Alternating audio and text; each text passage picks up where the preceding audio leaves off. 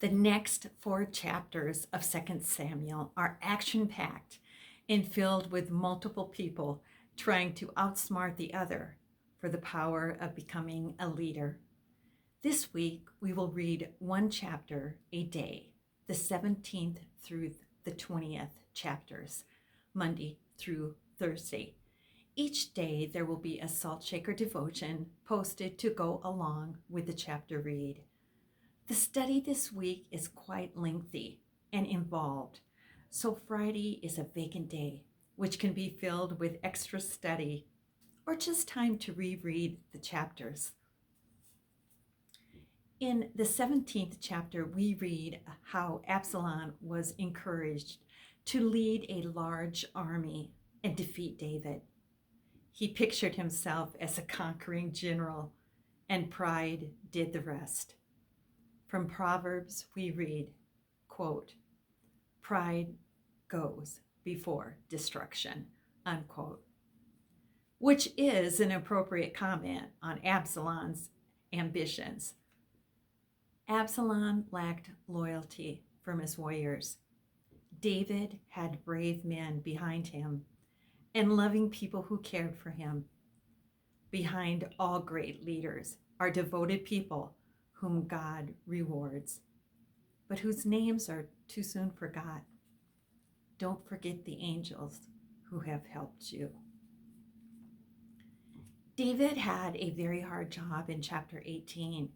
He had to be king and leader of his army to fight against his son, whom he loved and cared for and wished no harm to come to.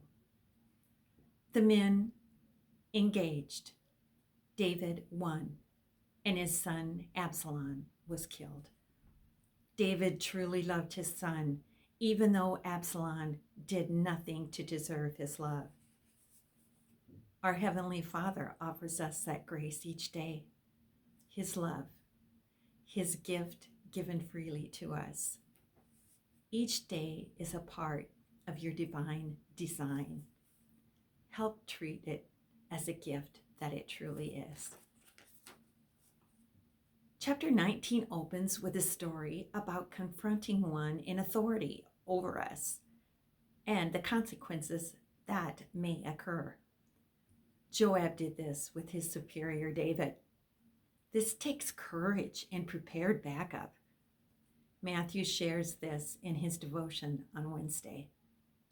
The rest of the chapter shows shrewd political moves by putting just the right person in positions of leadership.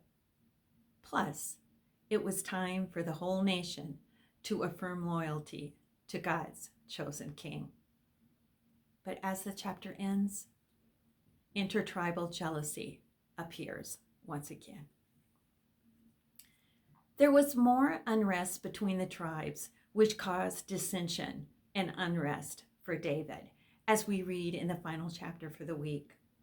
Eventually, Joab seized the opportunity and won the battle for David. The neatest part of this chapter is the story about a woman who spoke out to Joab and stopped Joab's attack, not with weapons, but with wise words and a plan of action. She prevented many innocent people from being killed. Mindy has a great devotion on this story on Thursday. The chapters this week are filled with kings, warriors, and people who wanted to be a king.